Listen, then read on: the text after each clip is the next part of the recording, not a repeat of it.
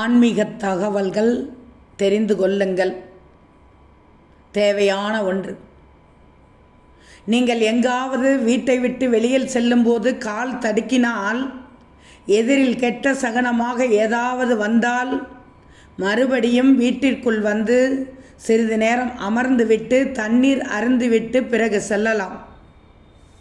வீட்டில் சாமிக்கு பூஜை செய்யும்போது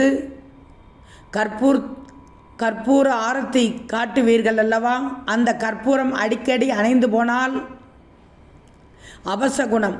ஆகையால் சாமிக்கு விளக்கேற்றும் பொழுதே மின்விசிறி நிறுத்திவிட்டு பூஜை வேலையை தொடங்கணும். ஒரு தாய், தந்தை, வயது முதிர்ந்த பெரியவர்கள், இறைபக்தி அதிகம் உள்ளவர்கள் இவர்களிடம் தலை குனிந்து ஆசீர்வாதம் பெறும்போது நீங்கள் தலை நிமிர்ந்து வெற்றி வாகை சூடும் சூழ்நிலை நிச்சயமாக வரும். சாப்பிட்டவுடன் குளிக்கக்கூடாது. அதேபோல் சூரியன் மறைந்த பிறகு விளக்கு வைக்கும் வேளையில் குளிக்கக்கூடாது. வீட்டில் விளக்கேற்றும் போது குளிக்கக்கூடாது. அதேபோல் வீட்டில் விளக்கேற்றும் போது தூங்கக்கூடாது. சாப்பாடு சாப்பிடக்கூடாது. அந்த நேரத்தில் சுமங்கலி பெண்கள் கருப்பு வளையல்கள் அணியக்கூடாது. அணிந்தால் சனியின் ஆதிக்கம் வலுப்பெறும். கணவன் மனைவிக்கு பிரச்சனை வரும்.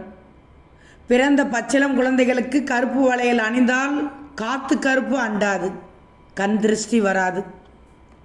குழந்தைகளுக்கு ஆரத்தியில் திருஷ்டி சுத்தும்போது கருப்பு வளையல் வைத்து சுத்தினால் கண் திருஷ்டி விலகிவிடும். பெண்கள் கையில் பணத்தை கொடுத்து வாங்குவது லட்சுமி கடாட்சத்தை கொடுக்கும். ஆனால் அப்படி பெண்கள் கையில் கொடுக்கும்போது பணம் தங்கவில்லை என்றால் ஒரு சிலருக்கு ஓட்டை கை என்பார்கள். அப்படி இருப்பவர்களுக்கு பணம் தங்காது. ஆண்களே வைத்து செலவு பார்க்கலாம். தவறு ஏதும் இல்லை. சிவபெருமான் ஆசி கிடைக்க திங்கட்கிழமை சிவன் கோவில்களில் இலுப்பை எண்ணெய் தீபம் ஏற்றி மனமுருகி வழிபட்டால் சிவன் ஆசி உங்களுக்கு கிடைக்கும். மகாலட்சுமி தேவி ஆசி கிடைக்க வெள்ளிக்கிழமை தோறும் வீட்டிலேயே சுத்தமான பசுனை கொண்டு காமாட்சி விளக்கு ஏற்றினாலே போதும். மகாலட்சுமி தாயாருக்கு நெல்லிக்கனி தீபம் விசேஷம்.